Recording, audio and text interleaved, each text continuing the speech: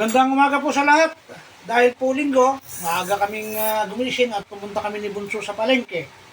Ito po ang ating lulutuin ngayon. Pampano, tofu, alimasag, hipon na malalaki, patchoy, pechay bagyo, labanos, at marami pang ibang ingredients. Lulutuin po natin ito sa espesyal na pamamaraan. Watch and learn. Umpisa na ho tayong mag-isa. Mantika, luya, bawang, sibuyas,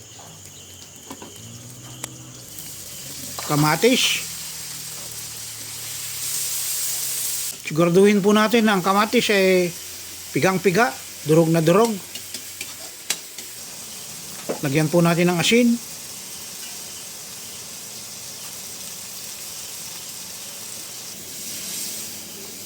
Lagyan po natin ng sabaw.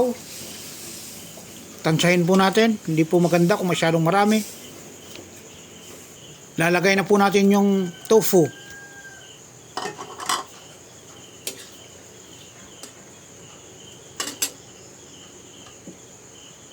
Susunod na po natin yung nahiwang mga pampano.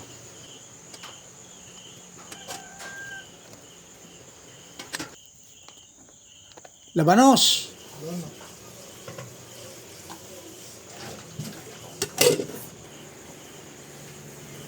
Lagay po natin yung alimasag.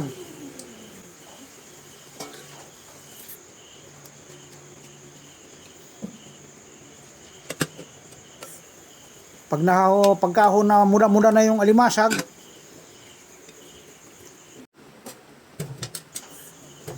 lalagay na po natin yung exciting na parte, yung paghuhulog ng hipong malalaki.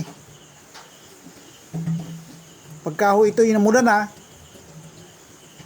babalik ta rin po natin yung hipon.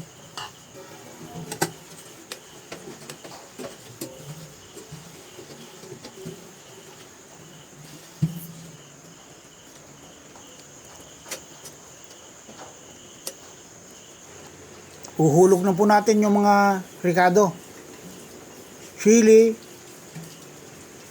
yung tangkay ng sibuyas, fresh na sibuyas na puti.